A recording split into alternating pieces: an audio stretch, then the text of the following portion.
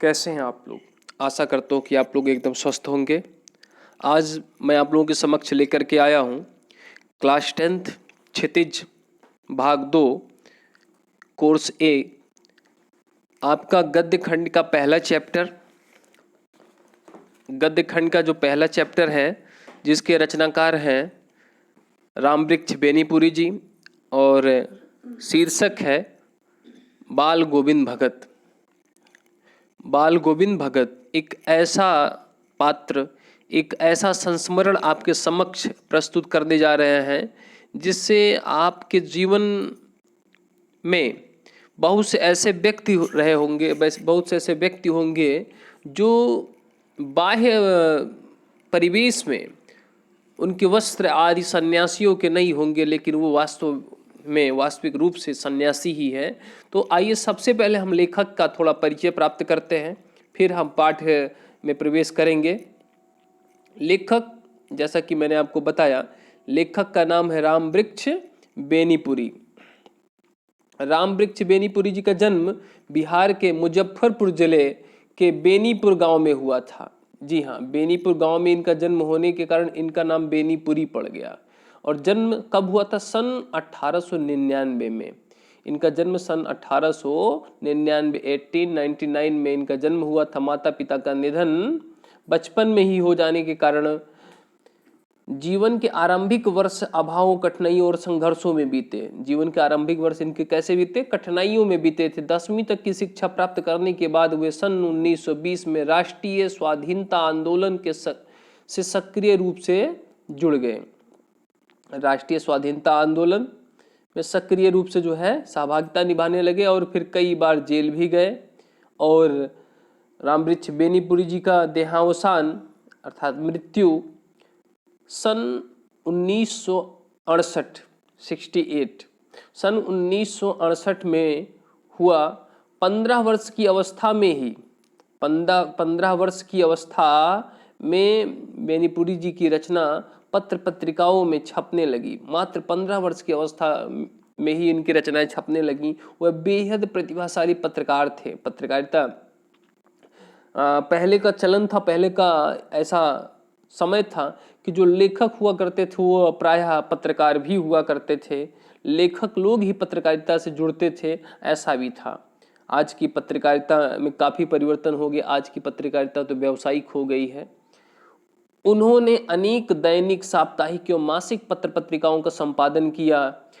उनकी पत्रिकाएं इस प्रकार हैं: तरुण भारत, किसान मित्र, बालक, युवक, योगी, जनता, जनवाणी, नई धारा। ये इनकी उल्लेखनीय पत्र पत्रिकाएं हैं जिनका इन्होंने संपादन किया। गद्य की विविध विधाओं में उनके लेखन को व्यापक प्रतिष्ठा मिली। उनका पूरा साहित्य बेनीपुरी रचनावली के 8 खंडों में प्रकाशित है। उनकी रचना यात्रा के महत्वपूर्ण पड़ाव हैं।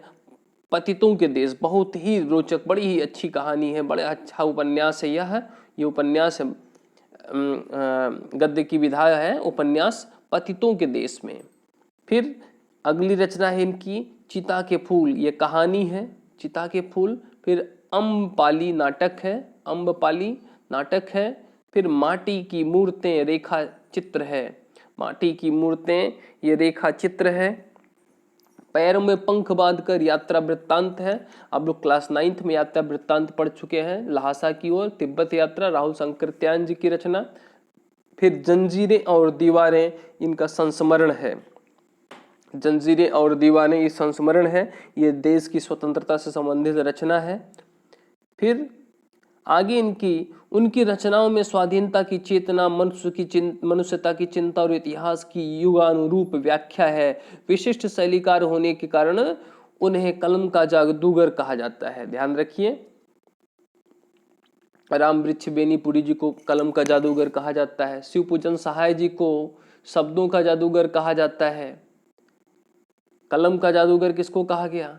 कलम का जादूगर रामवृक्ष बेनीपुरी जी को कहा जाता है। क्यों कहा जाता है? इनकी विशिष्ट शैली, इनके लेखन की जो शैली थी, इसी के कारण इनको कलम का जादूगर कहा जाता है। इनकी रचना है गेहूं बनाम गुलाब, वह भी बड़ी ही प्रसिद्ध रचना है, गेहूं बनाम गुलाब। अब इस पाठ में क्या विशेष है इसके बारे में हम आपको थोड़ा सा बता दें। बाल गोविंद भगत एक रेखा चित्र है, मैंने स्पष्ट किया पहले ही।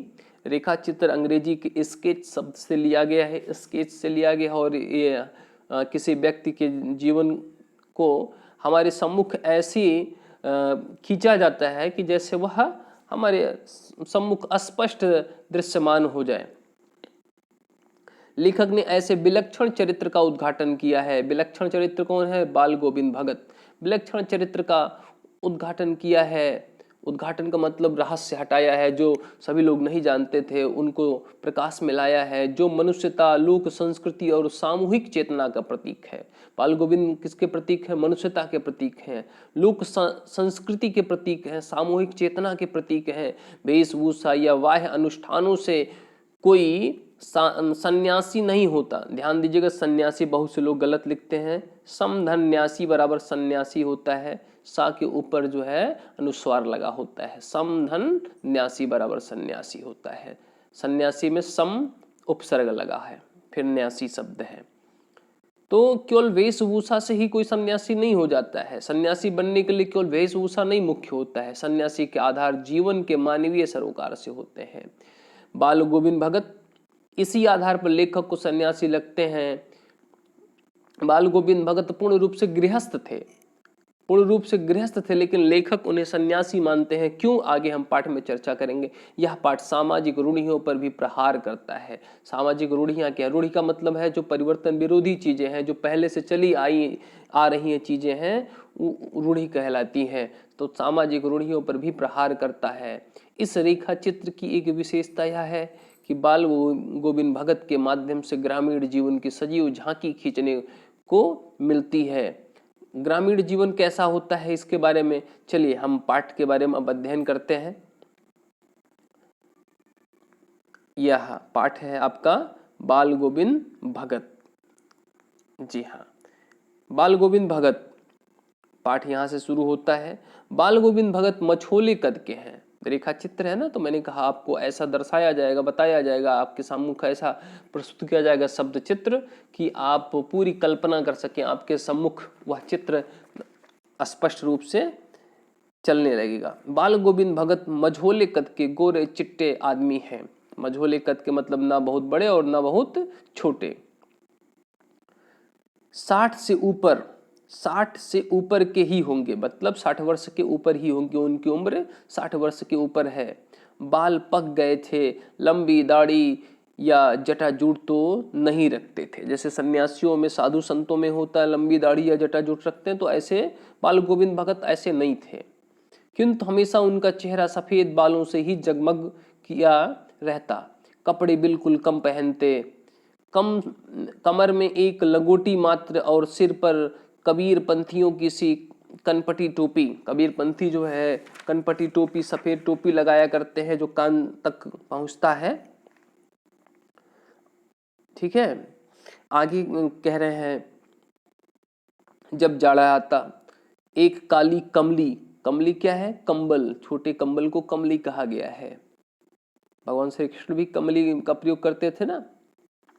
जब जाड़ा आता था, जाड़ा का तात्पर्य ठंडी से है, एक काली कमली ऊपर से ओढ़े रहते। मस्तक पर हमेशा चमकता हुआ रामानंदी चंदन, रामानंद रूपी चंदन जो नाक के एक छोर से ही औरतों के टीके की तरह शुरू होता। ये कैसा होता है? जैसे औरतें टीका लगाती हैं ना, उसी तरह से नाक के एक छोर से शुरू होता और गले में तुलसी की जड़ों की एक बेडौल माला बांधे रहते। बेडौल मतलब सुडौल नहीं होती, ठीक है, उबड़ खाबड़ उभरी हुई। ऊपर की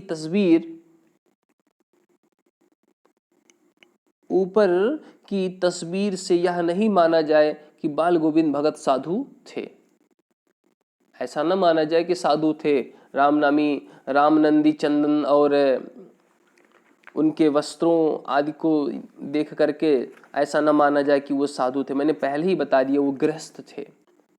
नहीं, बिल्कुल गृहस्थ। उनकी गृहिणी भी तो मुझे याद ही नहीं उनकी गृहिणी की, तो मुझे गृहिणी का तात्पर्य जो इनकी पत्नी थी उनके बारे में लेखक बहुत ज़्यादा नहीं जान रहे हैं। उनके बेटे और पतोह को तो मैंने देखा था, थोड़ी खेती बाड़ी भी थी, एक अच्छा साफ सुथरा मकान भी था, किंतु खेती बाड़ी करते, परिवार रखते भी बाल गोविंद भगत साधु थे। साधु साधु की सब परिभाषाओं में खरे उतरने वाले कबीर को साहब मानते थे, उन्हीं के गीतों को गाते, उन्हीं के आदेशों पर चलते, कभी झूठ नहीं बोलते, खरा व्यवहार रखते, किसी से भी दो टूक बात करने में संकोच नहीं करते थे। दो टूक बात करने मतलब साफ साफ बातें करते थे, कोई भी बात होती थी स्पष्ट कह देते थे, संकोच नहीं करते थे, ना किसी से खाम खा झगड़ा मोल लेते, खाम खा अनावश्यक किसी से झगड़ा मोल नहीं लेते थे, झगड़ा नहीं करते थे, किसी की चीज नहीं छूते, न बिना पूछे व्यवहार में लाते, व्यवहार मतलब यहाँ प्रयोग से है, न बिना पूछे व्यवहार में लाते। इस नियम को कभी कभी इतनी बारीकी तक ले जाते कि लोगों को कुतूहल होता, कभी वह दूसरे के खेत में शौच के लिए भी नहीं बैठते। वह गृहस्थ थे, लेकिन उनकी सब चीज साहब की थी। साहब का तात्पर्य क्या है यहाँ? साहब, देखिए, जब आप लोगों ने वाक पढ़ा था तो वाक में साहिब शब्द का प्रयोग भगवान भोलेनाथ के लिए या ईश्वर के लिए किया गया था, लेकिन यहाँ साहब का प्रयोग यहाँ कबीर जी के लिए किया गया है। जो कुछ खेत में पैदा होता, सिर पर लाद कर पहले उसे साहब के दरबार में ले जाते, जो उनके घर से 4 कोस दूर पर था। एक कबीरपंथी मठ से मतलब कबीरपंथी मठ से मतलब वह दरबार में भेंट रूप रख लिया जाकर प्रसाद रूप में जो उन्हें मिलता उसे घर लाते और उसी से गुजारा करते। कबीरपंथी मठ दरबार का तात्पर्य क्या है? कबीरपंथी मठ से मतलब वह दरबार में भेंट रूप रख लिया और जाकर प्रसाद रूप में जो उन्हें मिलता था, जो उनको मिलता था वो प्रसाद समझते थे, उसे घर लाते और उसी से गुजर चलाते, मतलब अपना दिन काटते थे, उसी से उनका गुजर बसर चलता था। इन सब के ऊपर मैं तो मुग्ध था, अर्थात बाल गोविंद भगत की इस व्यवहार के ऊपर लेखक रामवृक्ष बेनी जी मुग्ध थे। इन सब के ऊपर मैं तो मुग्ध था। उनके मधुर गान पर तो सदा सर्वदा ही सुनने को मिलते। उनके मधुर गान पर जो किस पर मुग्ध थे? मधुर गान पर भी मुग्ध थे, जो लेखक को जो है सर्वदा हमेशा सदैव सुनने को मिलते। कबीर के वे सीधे सादे पद कबीर ने पद लिखा है ना, पद जो उनके कंठ से निकलकर सजीव हो उठते। आषाढ़ की रिमझिम, आषाढ़ मास चैत्र वैशाख की हिंदी माह है, चैत्र वैशाख ज्येष्ठ आषाढ़, तो ये आषाढ़ बारिश का मौसम होता है। आषाढ़ सावन जो है ये बारिश का मौसम होता है, हिंदी माह है ना। आषाढ़ की रिमझिम है, समूचा गांव खेतों में उतर पड़ा है, कहीं हल चल रहे हैं, कहीं रोपनी हो रही है। रोपनी का मतलब रोपाई हो रही, धान की बैठाई हो रही है। धान के पानी भरे खेतों में बच्चे उछल रहे हैं, औरतें कलेवा लेकर मेड़ पर बैठी हैं। कलेवा, सुबह के नाश्ता को कलेवा कहा जाता है। तो औरतें मेड़ पर बैठी हैं, आसमान बादल से घिरा, धूप का नाम नहीं, अर्थात आसमान में बादल ज्यादा है तो धूप नहीं है, ठीक है, धूप का नाम नहीं, ठंडी पुरवाई चल रही। ऐसे ही समय आपके कानों में एक स्वर तरंग झंकार सी कर उठी। क्या थी यह क्या है, यह कौन है, यह पूछना न पड़ेगा। बाल गोविंद भगत समूचा शरीर कीचड़ में लिथड़े अपने खेत में रोपनी कर रहे हैं। उनकी अंगुली एक एक धान के पौधे को पंक्तिबद्ध खेत में बिठा रही है। उनका कंठ एक एक शब्द को संगीत के जीने पर चढ़ाकर, जीना किसको बोलते हैं? जो सीढ़ियां लगी होती है ना घर में, उसको जीना कहते हैं। तो उतार चढ़ाव होता है ना, संगीत के जीने पर चढ़ाकर कुछ को ऊपर स्वर्ग की ओर भेज रहा है और कुछ को इस पृथ्वी की मिट्टी पर खड़े लोगों के कानों की ओर। बच्चे खेलते हुए झूम उठते हैं, मेड़ पर खड़ी औरतों के होंठ कांप उठते हैं, वे गुनगुनाने लगती हैं। हलवाहों के पैर ताल से उठने लगते हैं। रोपनी करने वालों की अंगुलियां एक अजीब क्रम से चलने लगती हैं। बाल गोविंद भगत का यह संगीत है या जादू। अर्थात ऐसा प्रभाव था बाल गोविंद भगत के संगीत का कि लोग अनावश्यक रूप से ही अपनी क्रिया को करने लगते हैं। लोग बिना किसी अवरोध के अपनी क्रिया को करने लगते हैं। भादों की वह अंधेरी अधरतिया, सावन के बाद भादो आता है, भाद्रपद। भादो की वह अंधेरी अधरतिया, अधरतिया का तात्पर्य अर्धरात्रि, अंधेरी अर्धरात्रि। अभी थोड़ी ही देर पहले मूसलधार वर्षा खत्म हुई है। बादलों की गरज बिजली की तड़प में आपने कुछ नहीं सुना हो, किंतु अब झिल्ली की झंकार या दादुरों की टर टर, दादुर का तात्पर्य मेढक। तुलसीदास जी ने लिखा है ना कि तुलसी पावस के समय धरे कोकिला मौन, अब तो दादुर बोली है हमें पूछी है कौन। तो जब पावस माने वर्षा, जब वर्षा ऋतु आता है तो तुलसीदास जी कहते हैं वर्षा ऋतु में जो है कोकिला कोयल मौन धारण कर लेती है। सज्जन लोग ऐसे समय मौन धारण कर लेते हैं जब उनके अनुकूल समय ना हो। यहाँ क्या कोकिला के तुलसीदास जी कहते हैं अब तो दादुर बोली है हमें पूछी है कौन। वर्षा ऋतु में दादुर बोलते हैं, दादुर माने मेढक। एक जगह तुलसीदास जी ने और कहा है हरि गुरु निंदक दादुर होई, उत्तरकांड में उन्होंने कहा हरि गुरु निंदक दादुर। हरि और गुरु की निंदा करने वाला कौन होता है? दादुर बनता है, मेढक बनता है, नाली में बैठ के टर टर करता है। तो हरि और गुरु की निंदा नहीं करनी चाहिए। तो यहाँ क्या कह रहे हैं? दादुरों की टर टर, ये ध्वनि है मेढक की, टर टर बाल गोविंद भगत के संगीत को अपने कोलाहल में डुबो नहीं सकती। उनकी खजड़ी डिमक डिमक बज रही है। खजड़ी क्या है? डफली के ढंग का आकार में उसकी छोटी एक वाद्य यंत्र, उसको खजड़ी कहते हैं, बज रही है और वे गा रहे हैं। वे कौन हैं? ये बाल गोविंद भगत। सम्मान के लिए बहुवचन का प्रयोग किया जाता है, तो वे गा रहे हैं। गोदी में पियवा चमक उठे सखिया, चिहुक उठे ना, ये पद है। गोदी में पियवा चमक उठे सखिया, चिहुक उठे ना। हाँ, पिया तो गोद में ही है, किंतु वह समझती है वह अकेली है। चमक उठती है, चिहुक उठती है। उसी भरे बादलों वाले भादों की आधी रात में उनका यह गाना अंधेरे में अकस्मात कौंध उठने वाली बिजली की तरह किसे न चौंका देता। अरे अब सारा संसार निस्तब्धता में सोया है। अब सारा संसार क्या कर रहा है? निस्तब्ध का तात्पर्य यहाँ सन्नाटा से है। निस्तब्ध का तात्पर्य सन्नाटा से, सन्नाटा खामोशी में सोया हुआ है। बाल गोविंद भगत का संगीत जाग रहा है, जगा रहा है। तेरी गठरी में लागा चोर, मुसाफिर जाग जरा। तेरी गठरी में लागा चोर, मुसाफिर जाग जरा। मुसाफिर कौन है? यात्री। यात्री को मुसाफिर कहते हैं। और जीवन ही एक यात्रा है ना। कार्तिक आया नहीं कि बाल गोविंद भगत की प्रभातियां शुरू हो गईं। तो क्वार मास के बाद जो है कार्तिक मास आता है। फिर कार्तिक में जो है गेहूं का सीजन आ जाता है। अभी तो ये तो धान का सीजन था। कार्तिक में दीपावली होता है। तो ये हिंदी के माह याद रखिए। हिंदी के जो है, जिस तरह से अंग्रेजी के माह है जनवरी फरवरी, उसी तरह चैत्र वैशाख याद कर लीजिए। अंतिम माह है फाल्गुन और पहला माह है चैत्र। यह भी याद रखिए, बहुत ही आवश्यक है जानना। तो कार्तिक आया नहीं कि बाल गोविंद भगत की प्रभातियां शुरू हो गईं।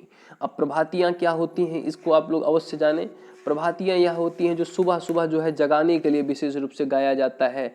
प्रभातियां मुख्य रूप से बच्चों को जगाने के लिए गाई जाती हैं। और प्रभाती में सूर्योदय से कुछ समय पूर्व से लेकर कुछ समय बाद तक का वर्णन होता है। अक्सर जो योगी लोग गांव में आते हैं वो प्रभाती गाते हैं। सूर्योदय से पूर्व ही जो है घर घर गांव में घूमते हैं और प्रभाती गाते हैं। लोग जगते हैं, एक निश्चित समय तक वह प्रभाती गाते रहते हैं। जो फागुन तक चला, कार्तिक आया नहीं कि बाल गोविंद भगत की प्रभातियां शुरू हुई, जो फागुन तक चला करती। इन दिनों वह सवेरे ही उठते, न जाने किस वक्त जगकर वह नदी स्नान को जाते। गांव से 2 मील दूर वहां से नहा धोकर लौटते और गांव के बाहर ही पोखरे के ऊंचे भिंडे पर अपनी खजड़ी लेकर जा बैठते। अपनी खजड़ी लेकर के जाकर के बैठ जाते थे और खजड़ी बजाते थे। ठीक है, खजड़ी लेकर बैठते और गाने टेरने लगते। मैं शुरू से ही देर तक सोने वाला हूं, किंतु एक दिन माघ की उस दांत किटकिटाने वाली भोर में भी, माघ ठंडी का समय होता है, माघ जो है ठंडी का समय होता है और ठंड में क्या होता है, दांत किटकिटाने लगते हैं ना, कपकपी होती है। भोर में भी उनका संगीत मुझे पोखरे पर ले गया था। अर्थात लेखक को एक जिज्ञासा, इन्हें पोखरे पर, उस भाई नदी के किनारे, पोखरे के किनारे और ठंडक होगी, और उस भोर में, उस सुबह जो है, भोर का तात्पर्य सुबह से है, वह सुबह जो है लेखक पोखर के पास पहुंच गए। तालाब पोखर, अभी आसमान के तारों के दीपक बुझे नहीं थे। हाँ, पूरब में लोही लग गई थी। लोही का तात्पर्य है प्रातःकाल की लालिमा। अभी आसमान में तारे थे भले ही, लेकिन प्रातःकाल की लालिमा छा गई थी, लोही लग गई थी। और जिसकी लालिमा को शुक्र तारा और बढ़ा रहा था। शुक्र भोर का तारा कहा जाता है। शुक्र को क्या कहा जाता है? भोर का तारा। ये एग्जाम में पूछ लिया जाता है, भोर का तारा किसे कहा जाता है? तो शुक्र को, पृथ्वी की बहन भी कहा जाता है शुक्र को। तारा और बढ़ा रहा था। खेत, बगीचा, घर, सब पर कुहासा छा रहा था। ठंडी का समय है ना, जैसा कि मैंने बताया। सारा वातावरण अजीब रहस्य से आवृत मालूम पड़ता था।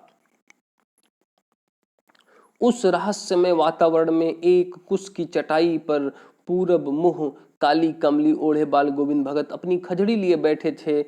उनके मुंह से शब्दों का तांता लगा था, अर्थात लगातार उनके मुंह से शब्द निकले जा रहे थे। उनकी अंगुलियां खजड़ी पर लगातार चल रही थीं। गाते गाते इतने मस्त हो जाते, इतने सुरूर में आते, उत्तेजित हो उठते कि मालूम होता अब खड़े हो जाएंगे। कमली तो बार बार सिर से नीचे सरक जाती। मैं जाड़े से कपकपा रहा था, किंतु तारे की छांव में भी उनके मस्तक के श्रम बिंदु जब तब चमक ही पड़ते। गर्मियों में उनकी संध्या का तात्पर्य त्रिकाल संध्या होती ना, उनकी संध्या कितनी उमस भरी शाम को न शीतल करती। अपने घर के आंगन में आसन जमा बैठते। अपने घर के आंगन में ही जो है वो आसन जमा करके बैठ जाते। गांव के उनके कुछ प्रेमी भी जुट जाते। खजड़ियों और करतालों की भरमार हो जाती। वाद्य यंत्र है करताल भी, भरमार हो जाती। एक पद बाल गोविंद भगत कह जाते। उनकी प्रेमी मंडली उसे दोहराती, तिहराती। मतलब एक बार बाल गोविंद भगत बोलते तो 2 बार 3 बार उनकी प्रेमी मंडली दोहराती थी, उसको तिहराती थी, उसको रिपीट करती थी। धीरे धीरे स्वर ऊंचा होने लगता, एक निश्चित ताल, एक निश्चित गति से। उस ताल स्वर के चढ़ाव के साथ श्रोताओं के मन भी ऊपर उठने लगते। धीरे धीरे मन तन पर हावी हो जाता। होते होते एक क्षण ऐसा आता कि बीच में खजड़ी लिए बाल गोविंद भगत नाच रहे हैं और उनके साथ ही सबके तन और मन नृत्यशील हो उठते हैं। तन और मन से सभी नृत्य करने लगते हैं। सारा आंगन नृत्य और संगीत से ओतप्रोत हो जाता है। सारे आंगन में सभी लोग नाचने लगते हैं। फिर क्या होता है? बाल गोविंद भगत की संगीत साधना का चरम उत्कर्ष उस दिन देखा गया जिस दिन उनका बेटा मरा। बड़ा ही मार्मिक वर्णन है। आप यहाँ यही जो है आपको पहले ही बताया गया कि सांसारिक जो रूढ़वादियां हैं, उन रूढ़ियां हैं, जो सांसारिक रूढ़ियां हैं, उन सांसारिक रूढ़ियों को किस प्रकार उन्होंने तोड़ा।